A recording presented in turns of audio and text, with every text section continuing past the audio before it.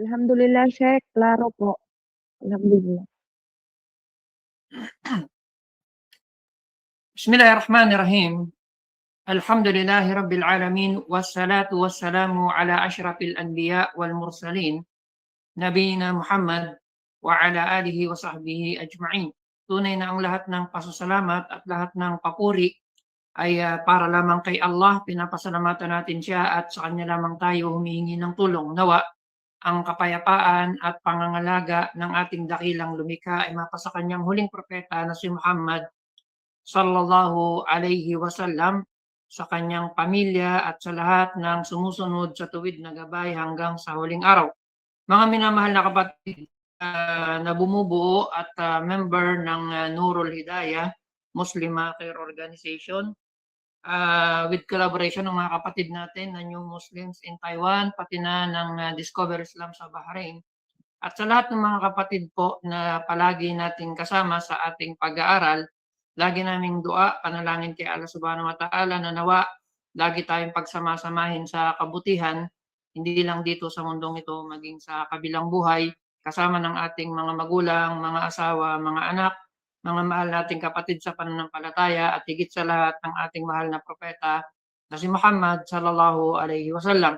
Bilang pagpapatuloy po dito sa batch 1, kung di ako nagkakamali, ng ating subject, fiqh, mula sa kitab o libro Mulakhas al-Fiqh ni Sheikh Saleh Al-Fawzan, Kitabu As-Salah. Medyo advanced na po yung pinag-aaralan nyo kasi may mga bago na tayong kasamahan. Yung batch 2, bumalik ulit tayo doon sa, nag-start ulit sila doon sa Kitabu At-Tahara. 5. Yung last na pinag-aralan natin, kung di ako nagkakamali, ay tungkol sa mga aralin o alituntunin na may kinalaman sa Salatud Duha, pati na rin sa sujud at tilawa. So bilang pagpapatuloy po, yung ating paksa na tatalakayin ngayon, ito po ay kabilang pa rin sa mga sunnah na sala o sa mga voluntarily na sala. At ito yung at-tatawu al-mutlaq. At-tatawu al-mutlaq. Ibig sabihin ng tatawu is voluntarily. Mutlaq is pangkalahatan o general. But mostly, ang tatalakayin natin po ay yung qiyamul layl na tinatawag. Siguro narinig nyo na to o madalas nyong marinig or baka ngayon nyo lang maririnig. Meron tinatawag po na mga pagdarasal na sunnah, which is papasok sa tinatawag na qiyamul layl. Ang qiyamul layl, ito po yung lahat ng mga pagdarasal na sunnah na gagawin natin. Mag-i-start ito mula Maghrib kapag lumubog na ang araw. So, ibig sabihin, gabi na yan eh. Kapag lumubog na yung araw, mag-uumpisa na yung gabi. So, hanggang bago dumating ang Salatul Fajr. So, anuman, ulitin ko po ang anumang sala na hindi obligatory na gagawin natin right after ng Maghrib o between Maghrib at Isya, hanggang bago mag-Fajr ay papasok sa Qiyamul Layl. So kung naririnig nyo yung mga tinatawag na sala na Salatul Tahajjud, yung tinatawag na Salatul Witr, pagka Ramadan yung tinatawag na Salatul Tarawih, lahat yan ay papasok sa tinatawag natin na Qiyamul Layl. Okay? Sa mga libro ng hadith, yung Ahlus Sunan, mga libro ng hadith, anna nabiya sallallahu alayhi wasallam su'il, ayyu salati afdalu ba'dal maktubah? Qal, as-salatu fi jawfil layl. Tinanong si Propeta Muhammad sallallahu alayhi wasallam kung ano ang pinakamabuting sala pagkatapos ng mga obligatory na sala. So, di ba meron tayong 5 obligatory na sala po? Yung Salatul Fajr sa madaling araw, yung Salatul Duhur sa tanghali, yung Salatul Asr sa hapon, yung Salatul Maghrib sa dapit hapon, ang yung Salatul Isya sa gabi. Yan ang 5 obligatory na sala. Tinanong si Propeta Muhammad sallallahu alayhi wasallam, Ya Rasulullah, ano po ang pinakamabuting sala na po pwede naming gawin pagkatapos ng mga obligatory na sala? Qal, as-salatu fi jawfil layl. Sabi niya, alayhi salatu wasalam, ang sala sa kalaliman ng gabi o sa kadiliman ng gabi. So ang tinutukoy niya rito, lahat po ng mga non-obligatory na sala na gagawin natin sa gabi right after ng Maghrib o between Maghrib at Isya at magpapatuloy yung oras nito hanggang bago mag-Fajr ay papasok sa tinatawag natin na Qiyamul Layl. Yung Qiyamul Layl, ito yung pagtayo ng pagsamba, pagdarasal na gagawin ng Muslim sa bahagi ng gabi. Okay, anumang bahagi ng gabi po yan. Sa iba pang mga hadith, sinabi ni Propeta Muhammad sallallahu alaihi wasallam, "Inna fil layli la sa'atan la yuwafiquhu rajulun muslim yas'alullaha khairan min amri dunya wal akhirah illa a'tahu iyyah wa dhalika kulla laylatin." Sinabi ni Propeta Muhammad sallallahu alaihi wasallam, katotohanan na sa gabi ay mayroong oras na hindi dito magtatagpo or hindi ito matatagpuan ng isang Muslim. Ibig sabihin, habang siya ay nagdarasal sa gabi at kapag nakatagpo niya yung oras na yon at meron siyang hinihingi na kabutihan o anumang kabutihan dito sa mundong ito at sa kabilang buhay, maliban na lamang na ipagkaloob sa kanya ito ni Allah. At ito po ay nagaganap gabi-gabi. Ulitin natin yung hadith. Sabi ni Propeta Muhammad sallallahu alaihi wasallam, katotohanan na mayroong bahagi o oras sa gabi na kapag ang isang Muslim ay tumayo at nagdasal, nanalangin, nagsala, at wala siyang hinihiling kay Allah na kabutihan dito man sa mundong ito o maging sa kabilang buhay, maliban na lamang na ito ay ipagkaloob sa kanya ni Allah. At ito po ay nagaganap gabi-gabi. Kaya wag ninyo pong pabayaan na dadaan sa inyo ang napakahabang gabi na hindi man lang tayo tatayo para magdasal kay Allah subhanahu wa ta'ala at humiling ng kabutihan o anumang kabutihan dito man sa mundong ito o maging sa kabilang buhay sapagkat tunay na ito ay ipagkakaloob sa kanya ni Allah subhanahu wa ta'ala. Sinabi pa rin ni Propeta Muhammad sallallahu alaihi wasallam sa iba pang mga katuruan niya, alaikum bi qiyamil layl fa innahu dha'abus salihin qablakum wa huwa qurbatun lakum ila rabbikum wa mukaffaratun lis-sayyi'at wa manhatun anil ithm. Sabi niya sallallahu alaihi wasallam, nararapat sa inyo na magsagawa ng mga pagdarasal sa gabi sapagkat ito ay nakasanayan o nakaugalian ng mga mabubuti o matutuwid na tao bago pa kayo. Ito ay bagay na maglalapit sa inyo sa inyong Panginoon. Ito rin ay bubura ng inyong mga kasalanan at magtatanggal ng inyong mga kamalian.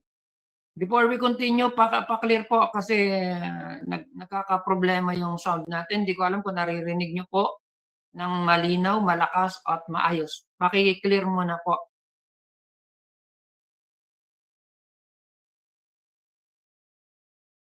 Okay. Ni Allah subhanahu wa ta'ala, tunay na pinuri ni Allah subhanahu wa ta'ala ang mga alipin niya na tumatayo sa kalaliman ng gabi o kadiliman ng gabi. Qala ta'ala, innahum kanu qabla dhalika muhsinin. Kanu qalilan min al-layli ma yahja'un wa bil asharihum yastaghfirun. Sabi ni Allah subhanahu wa ta'ala bilang pagpupuri niya sa kanyang mga alipin na bumabangon sa kalaliman ng gabi habang natutulog ang karamihan sa mga tao. Sabi niya dati na itong mga alipin niya na to ay mga mabubuting alipin, mga mabubuting nilikha. Kakaunti lang sabi niya ang inilalaan nila sa gabi sa pagtulog. Okay, at inilalaan nila ang maraming oras sa pagbangon para magsala at magbasa ng Quran. Yun yung mga matutuwid po na mga alipin ni Allah. Okay, anong ginagawa nila? Kakaunti daw yung kanilang pagtulog. Okay, dahil bumabangon sila sa gabi para magdasal, para magbasa ng Quran at ilaan yung kanilang mga oras sa pagsamba at humingi ng kapatawaran sa kanilang Panginoon. Tayo po na mga hindi matutuwid, anong ginagawa natin? Gano'n din, kakaunti po yung ating oras sa pagtulog, pero hindi sa pagdarasal na uubos. Panonood ng mga teleserye, panonood ng mga Korean movies. O ngayon maraming mga nauuso yung mga ano bang mga tawag, yung mga AI. Akala niyo hindi tayo anong tawag dito, mga updated tayo, eh. Alam ko mga pinapanood yung mga AI, mga anong tawag diyan, mga parang teleserye, yung mga Dragon Prince na mga napapanood niyo, mga Alpha Wolf, di ba? Alam ko 'yan. Diyan kayo napupuyat, eh, o kaya mga short reels. Sa halip na nagdarasal sa gabi, nagpupuyat sa pag-aaral, pagbabasa ng Quran o pagsasala sa gabi. Diyan naubos yung oras niyo sa panonood ng, impeachment trial, ng kung ano-anong pinagpupuyatan natin, pambihira. O kaya pakikipag-chat kung kani-kanino, Allahul musta'an. Yung mga katulad natin hindi tayo pinupuri ni Allah. Baka namumuhi sa atin, Allahul musta'an. Ang tinutukoy do'n sa aya yung mga pinupuri ni Allah dahil tumatayo sila sa mga kalaliman ng gabi sa pagdarasal o kaya ay pagbabasa ng Quran o pag-aaral kung nandiyan kayo sa field na 'yan. Glad tidings sa inyo po. Sa ibang talata, sabi pa rin ni Allah subhanahu wa ta'ala, tatajafa junubuhum 'anil madaji'i yad'una rabbahum khawfan wa tama'a wa mimma razaqnahum yunfiqun. Sabi niya, iniiwanan nila ang kanilang mga higaan. Okay, yung mga mananampalataya na matutuwid. Iniiwanan nila ang kanilang mga higaan, bumabangon sila sa kalaliman ng gabi, nananalangin sila, nagsusumamo sa kanilang Panginoon, dala-dala yung takot at matinding pagkatakot kay Allah subhanahu wa ta'ala at paghahangad ng mga bagay na ipinagkakaloob sa kanila ni Allah subhanahu wa ta'ala. Fala ta'lamu nafsun ma ukhfiya lahum min qurrati a'yun jazaan bima kanu ya'malun. Hindi nababatid nating mga tao kahit na ng ating mga puso at isipan ang mga bagay na itinago sa atin ni Allah subhanahu wa ta'ala, mga bagay na makapagpapasaya, makapagpapaligaya ng ating mga mata sa kabilang buhay, sa Jannah, bilang gantimpala sa kanilang mga ginawa. Okay? Marami pong mga nusus o mga katibayan na magmumula sa Quran at sa Sunnah na nagpapahiwatig at nagtuturo sa atin sa kagalingan o kabutihan ng pagsasagawa ng Qiyamul Layl o ang pagdarasal sa gabi.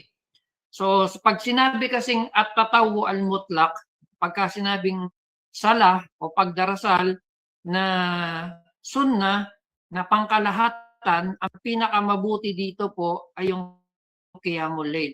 Di ba sabi ko sa inyo, mula nung natapos natin yung pag-aaral natin ng sala, mga haligi ng sala, kondisyon ng sala, yung mga wajibat, yung mga sunnah. And then, yung 5 obligatory na sala. Yung oras nito pinag-aralan natin, di ba? Lahat yan, dinaanan na natin. And then, after that, tinatalakay natin lahat ng mga uri ng sala na sunnah. Okay, kabilang doon yung salatul duha, yung salatul witr, at yung iba pang mga tinalakay natin nung nauna. Marami pong mga uri ng sala na ginagawa. Yung salatul, dito, yung sunnatul rawatib, yung mga sunnah na ginagawa natin kaagapay ng mga obligatory na sala, before at after ng obligatory na sala. Sa lahat ng mga non-obligatory na sala na yan, o yung tinatawag natin na sunnah na sala, ang pinakamabuti po rito sa lahat ay yung Qiyamul Layl na tinatalakay natin ngayon po.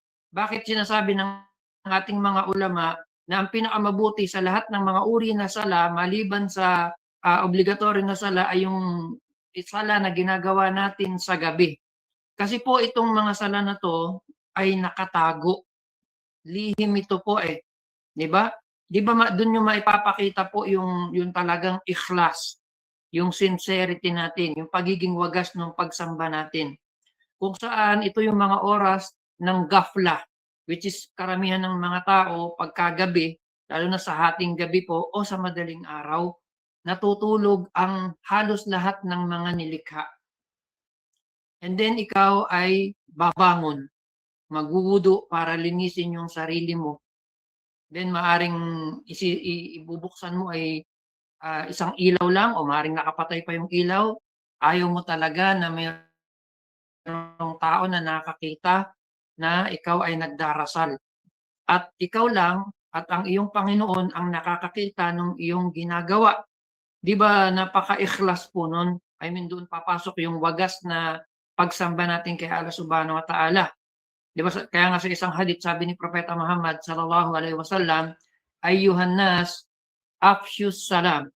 O kayong mga tao, magbatian kayo ng salam, ng kapayapaan. Wa at'imut ta'am, magpakain kayo ng inyong kapwa. Wasallu bil-laili wan nasu niyam. Magsala kayo sabi niya sa kalaliman ng gabi habang natutulog ang karamihan sa mga tao.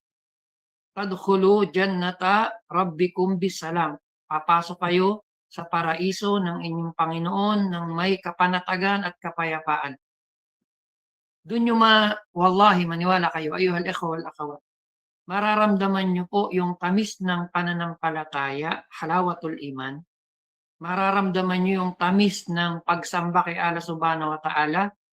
Yung babangon kayo sa gabi o madaling araw, walang nakakakita sa inyo, nakikipag-usap ka sa Panginoon mo, pinasasalamatan mo siya, pinupuri at niluluwalhati, nagsusumango ka, humihingi ka ng tawad, nagpapasalamat, at hinihingi mo yung mga bagay na kabutihan dito sa mundong ito at maging sa kabilang buhay. Medyo mahirap po siyang gawin sa isang tao na walang firm o matatag na iman o pananampalataya o kaya ay lakas ng pananampalataya para ito ay isagawa. Pero yung mga tao na mashallah, illa man rahimahullah, maliban sa mga tao na pinagkalooban talaga ni Allah Subhanahu wa Ta'ala ng awa, nagagawa nila to po. Hindi ito mahirap sa kanila. Bumabangon talaga ng madaling araw para magsala. Okay? Tingnan niyo po ito unawain niyo tong mga importanteng bagay na babanggitin natin. Sabi rito, yustahabbu at-tanaffulu bis-salati fi jami'il awqat. Kaaya-aya po, kaibig-ibig na magsagawa ng mga sunna na sala o mga non-obligatory na sala sa lahat ng oras. Malinaw po ba yun? Ulitin ko. Ulitin natin. Kaaya-aya po na magsagawa ng mga sunna na sala sa lahat ng oras. Ghaira awqatin nahyi. Okay, maliban lamang sa mga oras na ipinagbabawal ang pagdarasal o pagsasala. Yung susunod na lesson natin, yan po yung tatalakayin natin. Yung mga awqat o yung mga oras na pinagbabawalan tayong magsala. May mga oras po kasi na bawal magsagawa ng mga sunna o yung mga voluntarily na sala. Pero kung hindi tatapat doon sa mga oras na yon na ipinagbabawal ang sala, kanais-nais po na magsagawa ng sala sa lahat ng oras. Maliban nga lang doon sa mga oras na ipinagbabawal ang sala. At ang mga sunna o voluntarily na sala na ginagawa sa gabi ay mas mabuti kaysa sa mga sala sa mga sunna na sala na ginagawa sa araw. At ang pinakamabuti po sa mga sala na gagawin natin sa gabi ay yung tinatawag na as-salatu fi thuluthil layl ba'da nisfihi. Ang pinakamabuti na sala na gagawin natin sa gabi ng mga sunna na sala ay kapag dumating na po ang ikatlong bahagi ng gabi, matapos yung hating gabi. So paano ba natin itatakda yung tinatawag natin na ikatlong bahagi ng gabi? For example, dito sa amin sa Damam, ako inaano ko kayo inire-recommend ko po mag-download kayo ng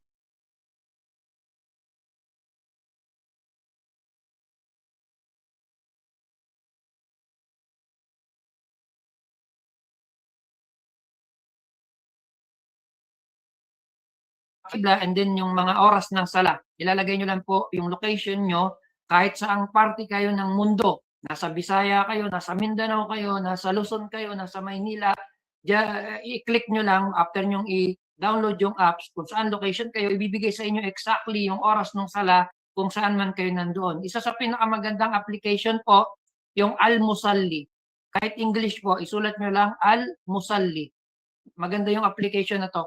And then makikita nyo dito, dun sa application na to, nakalagay yung mga oras ng sala, yung oras ng Fajr, and then kailan sisikat yung araw, yung oras ng duhur, yung asa ng Maghrib at yung Isya. And then makikita nyo sabi rito, kailan nagaganap o anong oras yung kalahatian ng gabi o yung hating gabi. Nakalagay din dito anong oras yung tinatawag na ikatlong bahagi o yung 1/3 ng gabi. So i-download nyo po yun, Al-Musalli. Magandang application po ito. Pinaka-accurate pati sa kibla. Ngayon, for example, dito sa amin, di ba, sa atin, nakasanayan natin or natutunan natin nung tayo ay mga non-Muslim pa, pag sinabing hating gabi, 12:00 ng madaling araw. Yan yung hating gabi. Sa Islam, hindi ganun po. Okay? Kasi sa atin, magsisimula ang gabi kapag lumubog na yung araw. Like for example, dito sa amin sa Damam, dito sa amin sa Eastern Province sa Damam, ang Maghrib o ang paglubog ng araw, Al-Musalli po, i-type nyo lang sa Google Play, Al-Musalli. Al-Musalli. Nasa Google app po, Al-Musalli o sa Play Store. Al-Musalli. Sulat nyo lang po yan. Meron siyang Arabic, meron siyang English. Teka lang hindi ko kasi nakikita nyo ba yan? Ayan po, ito ang nasa ibaba ng setting. Ganyan ang itsura niya. Arabic yung nakasulat eh. Anyway, mamaya na natin to pagkaabalahan. So, balikan natin po. Sabi natin, dito makikita nyo po, sa application na to, for example, ang Maghrib dito sa amin, sa Damam, ay 6:06. Sabihin natin, 6:00 ng hapon. Okay? 6:00 ng gabi. Ang Fajr is 3:55, almost 4 o'clock. So, bibilangin mo yon. So, mula 6 ng gabi, 7, 8, 9, 10, 11, 12. Okay? 1, 2, 3, 4. So, ang buong gabi, ngayong panahon na to na tag-init, ay 10 oras. Mula sa paglubog ng araw, oras ng Maghrib, hanggang dumating yung Fajr, 10 oras. So, hatiin mo yung 10 oras na yon. Like for example, di ba sabi natin, 6 o'clock, 7, 8, 9, 10, 11. So, yung 11 o'clock ng gabi, yun ang hating gabi dito sa amin sa Damam. Yung 11 o'clock ng gabi, yun ang hating gabi dito sa amin sa Damam. At magsisimula yung 1/3, okay? Kasi hahatiin mo yung 10 oras. So, sa almost mahigit 3 oras, di ba? Pagka dinivide mo yung 10 hours. So, mahigit 3 oras ang bawat isa. Kaya ang 1/3 o yung ikatlong bahagi ng gabi dito sa amin sa Damam ay magsisimula ng 12:38 o 12:40. Yan yung tinatawag na thuluthul layl.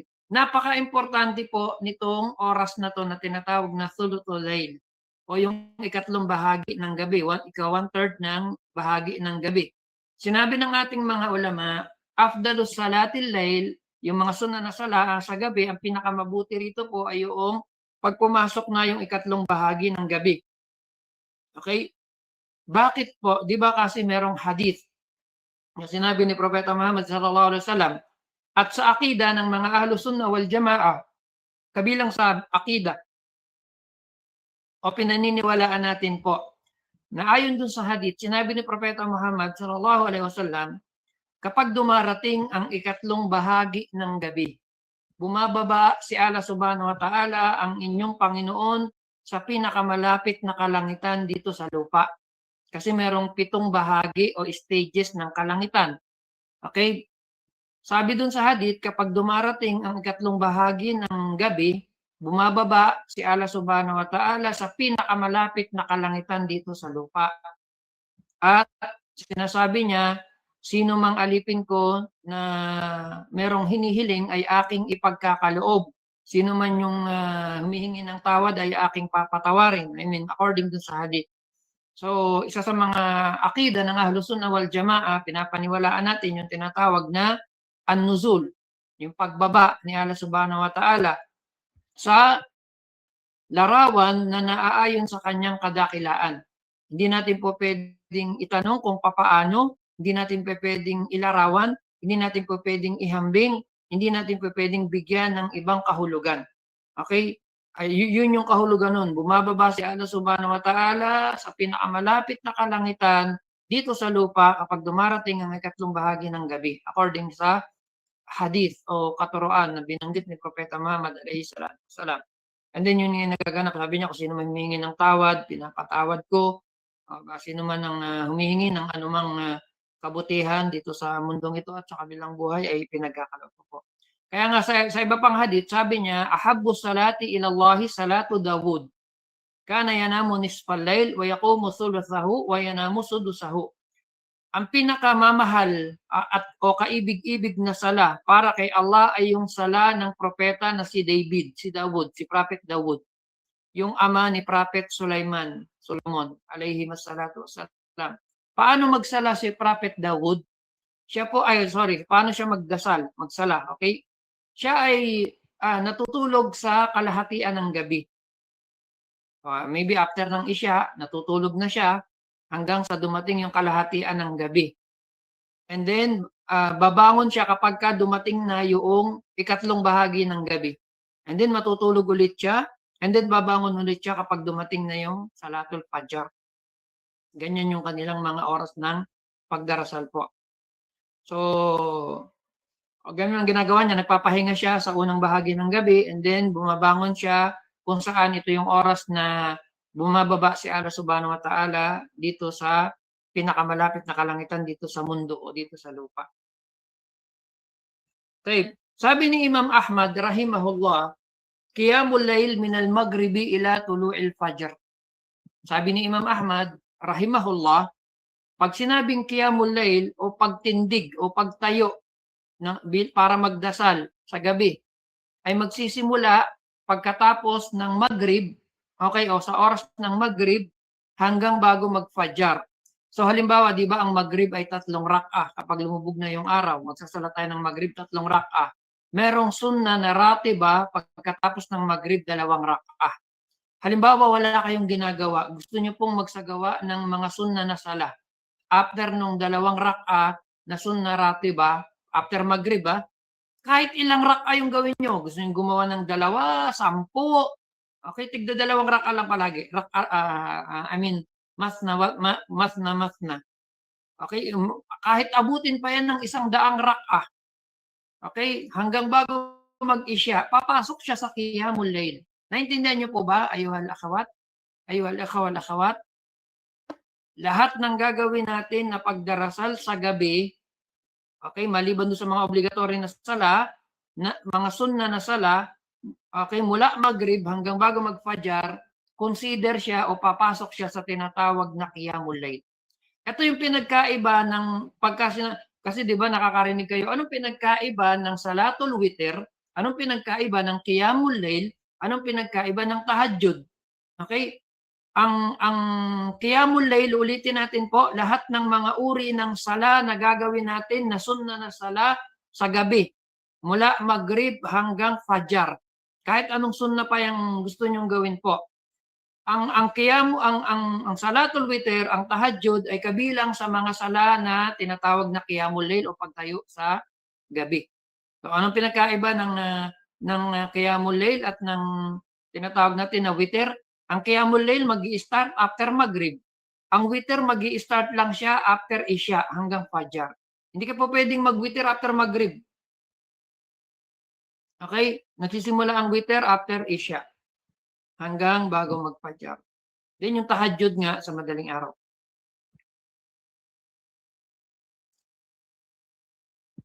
Okay. Ayon pa rin dito, sabi ng ating mga ulama, nararapat po na kung kayo ay magsasagawa ng Qiyamul Layl o pagdarasal sa gabi, kailangan nandun palagi yung niyah. At nararapat daw po sa mga Muslim na maglagay talaga tayo, maglaan tayo ng oras para sa Qiyamul Layl at pangalagaan natin to, palagi nating gawin kahit kakaunti lang po. Halimbawa, 2 rak'ah lang yan, 2 rak'ah lang, babangon ka sa madaling araw, magsasala ka ng 2 rak'ah. Kung yan ay nakaugalian mo at yun lang yung lagi mong ginagawa, napakagandang gawain po niyan. Kaysa yung magbabalak ka na, mamayang gabi babangon ako madaling araw, magsasala ako ng 11 rak'a, tapos hindi ka naman magigising, hindi mo naman magagawa. Pero yung nakasanayan mo na babangon ka ng madaling araw kahit 2 rak'a lang at palagi mong ginagawa, mas mabuti po yun, basta tuloy-tuloy and then tulog ka ulit. So ganito yung gagawin natin, ha.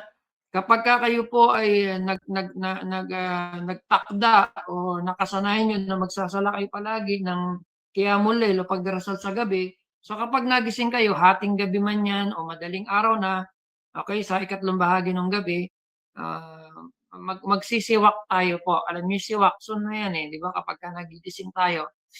Kung wala, puwede naman kayong toothbrush and then, magdidikir tayo po.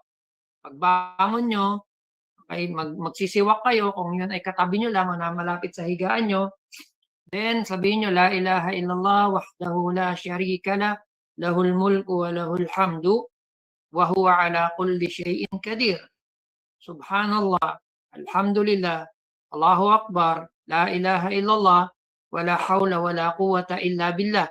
Natural pag dapat nagigising tayo, yung bukang bibig agad o naaalala agad natin si Allah subhanahu wa ta'ala. Pag bumangon kayo, ganyan po kaugalian nyo. La ilaha illallah wahdahu la syarika lah, lahul mulku wa lahul hamdu wa huwa ala kulli syai'in qadir. Subhanallah, alhamdulillah, Allahu akbar, la ilaha illallah, wala hawla wala quwwata illa billah. Kung memorize nyo yung mga panalangin na to o mga dua, pwede nyo rin pong sabihin, Alhamdulillahilladzi ahyani ba'dama amatani wa ilayhin nusyur. Ang lahat ng pasasalamat at lahat ng papuri ay kay Allah na nagbigay sa akin ng buhay at nagbibigay ng sanhi ng kamatayan at sa kanya tayo manunumbalik o babalik. Meron pang ibang mga dua, Alhamdulillahilladzi radda alayya ruhi wa afani fi jasadi wa adhina li bi dhikri. Ang lahat ng pasasalamat at lahat ng papuri ay kay Allah na nagbalik ng aking kaluluwa sa aking katawan. At ako ay iniligtas o ang aking katawan ay iniligtas sa anumang karamdaman o kapinsalaan at pinayagan niya ulit ako na makapag-alaala at sumamba sa kanya. Then magbubudo na tayo, 'di ba? Magbubudo na kayo, mag-start na kayo ng tahajjud. So pag magsisimula kayo ng tahajjud o yung mga pagdarasal sa gabi, sunna po na yung unang 2 rak'a ay magaan lang. Ibig sabihin maiikling babasa lang kayo ng Al-Fatiha and then maybe basahin niyo po after ng Al-Fatiha, Qul ya ayyuhal kafirun, then yung second rak'a, Suratul Fatiha, and then Qul huwallahu ahad. Kasi kailangan panimula o buksan niyo po yung Qiyamul Layl ng 2 rak'a na magagaan o maiikling sura lang. Sapagkat sinabi ni Abu Hurairah radhiyallahu anhu, "Idza qama ahadukum minal layli falyaftatih salatahu bi rak'atin khafifatain." Sabi niya kapag kayo ay nagising sa gabi, hating gabi o madaling araw, ay sabi niya buksan niya or magsimula siya ng kanyang sala ng 2 rak'a na magaan lang or maikli lang. Then every 2 rak'a magsasalam po. Every 2 rak'a magsasalam. Let's say nakasanayan niyo na magsala ng tahajjud o ng qiyamul layl gabi-gabi ng 11 rak'a, so bawat 2 rak'a magtataslim kayo po. Sabi ni Propeta Muhammad sallallahu alaihi wasallam, salatul layli mathna mathna. Ang pagdarasal sa gabi ay every 2 rak'a, rak'atan. So magtataslim kayo every after ng 2 rak'a.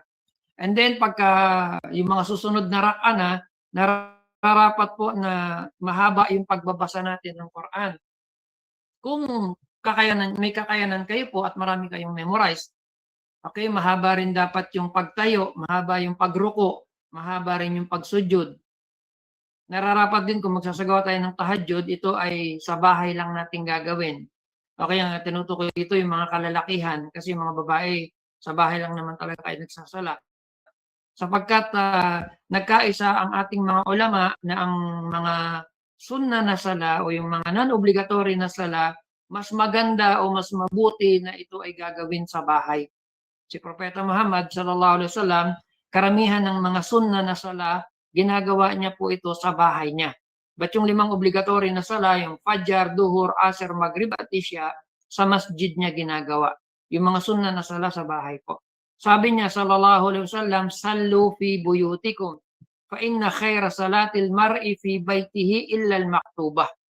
Sabi niya alayhi salatu wassalam, magsala kayo sa inyong mga tahanan sapagkat ang pinakamabuting sala ng tao ay sa bahay niya, maliban lamang sa mga obligatory na sala.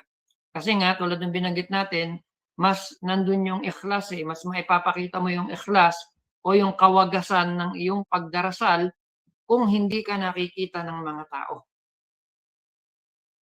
Gayun din po, mga alituntunin o aralin na dapat nating matutunan sa mga non-obligatory na sala. Ang pagdarasal ng non-obligatory na sala ng nakatayo ay mas mabuti kaysa isagawa ito ng nakaupo kung wala naman pong kadahilan ng pangrelihiyon. Sapagkat sabi ni Propeta Muhammad sallallahu alaihi wasallam, "Man shalla qa'iman fahuwa afdal, wa man shalla qa'idan falahu nisfi ajril qa'im." Sino man ang magsala ng nakatayo, ito ang pinakamainam at pinakamabuti. At sino man ang magsala ng nakaupo, ay meron siyang kalahating gantimpala lang kumpara doon sa nagsasala na nakatayo. Okay, di ba sinabi na natin po, kung naaalala nyo doon sa mga nakaraang pag-aaral natin, tinatalakay natin yung mga haligi ng sala, arkanus sala, wajibat, yung mga sunanus sala. Sinabi natin na kapag ang sala na gagawin ay mga sunna na sala, hindi po obligatory yung qiyam o yung nakatayo. Naalala nyo pa ba yan? Ang pagtayo o ang qiyam ay kabilang sa mga haligi ng sala kung makakayanan. Okay? So sa mga obligatory na sala, dapat tayo nakatayo. Di ba? Pag ganyan naman talaga sa umpisa, nakatayo. Pagbabasa natin ng Al-Fatiha. Pero ang mga sala po na sunna, hindi po obligado o hindi kabilang sa mga arkan na nakatayo. Po pwede kayong magsala ng nakaupo. Kahit wala kayong kadahilan ng, kahit wala kayong sakit o hindi kayo matanda, may mga pagkakataon po kasi na si Propeta Muhammad sallallahu alaihi wasallam, napatunayan to na siya ay nagsasala ng mga sunna na sala ng nakaupo lang. Ng nakaupo. Pero wala naman siyang sakit. Okay, kaya lang, katulad ng binanggit dito sa hadith, kapag kayo po ay nagsala ng sunna na sala, kalahati lang yung reward. Kumpara kung kayo ay nakasala ng nakatayo. Okay?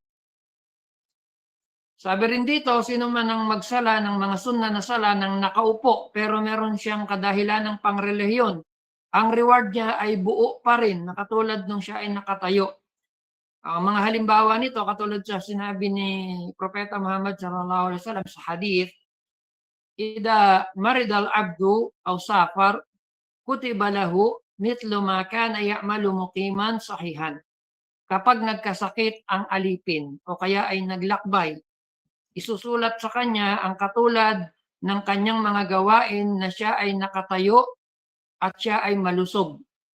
Ibig sabihin, kapag daw ang isang Muslim ay may sakit, so nagsala siya ng nakaupo, yung reward niya ay katulad pa rin nung reward o gantimpala kung nung siya ay nagsasala ng nakatayo. Kasi meron siya kadahilanan para umupo dahil nga may sakit siya, so marahil na nahihirapan, so makukuha pa rin niya yung buong reward. Pero kung let's say wala namang sakit, nagsala ng nakaupo, pinapahintulutan po yun, mga sunna na sala. Pero ang gantimpala ay kalahati lang. Okay? And then tatapusin natin yung ating sala sa gabi sa pamamagitan ng witir, isang rak'a na witir. Sapagkat si Propeta Muhammad sallallahu alaihi wasallam kana yaj'alu akhira salatihi bil-laili witran. Si Propeta Muhammad sallallahu alaihi wasallam, nilalagay niya palagi na pinakahuling sala niya sa gabi ay yung salatul witir. At sino man po, sinabi ng ating mga ulama, but ito nabanggit na rin natin nung nakaraan, uulitin lang natin. Kapag kayo po ay nakalimutan nyo, nakatulugan nyo, yung nakaugalian nyo na ginagawa na tahajjud sa gabi o madaling araw, pati na yung witir, hindi nyo nagawa dun sa gabi, po pwede nyo po itong bayaran sa umaga bago magsalatod duhur. Ulitin natin, binanggit na natin to noon.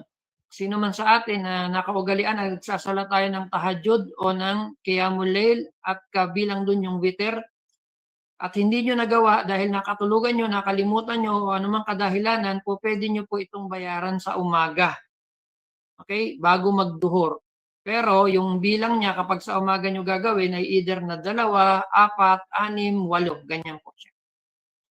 Sapagkat sinabi ni Propeta Muhammad sallallahu alaihi wasallam, man nama an hisbihi aw shay'in minhu aw an shay'in minhu faqara'ahu ma bayna salatil fajri wa salatil dhuhr kutiba lahu ka'annama qara'ahu min al-layl. Sabi ni Propeta Muhammad sallallahu alaihi wasallam, sino man ang makatulugan niya yung nakasanayan niyang pagdarasal sa gabi o madaling araw o aluman dito, at ito ay isinagawa niya sa pagitan ng after ng fajar hanggang magduhur, isusulat sa kanya na parang ginawa niya to nung gabi, nung nakaraang gabi. Okay? Wallahu ta'ala a'lam wa sallallahu ala nabiyyina Muhammad. Ito po yung ilan sa mga aralin o mga alituntunin na may kinalaman sa tinatawag natin na at-tatawwu al-mutlaq o yung qiyamul layl o yung pagdarasal sa gabi. Ngayon, kung meron po kayong gustong itanong ulit, sabihin, linawin, okay, ay maki-open na lang yung mic po. Inshallah bukas o sa mga susunod na lesson, yung susunod na lesson,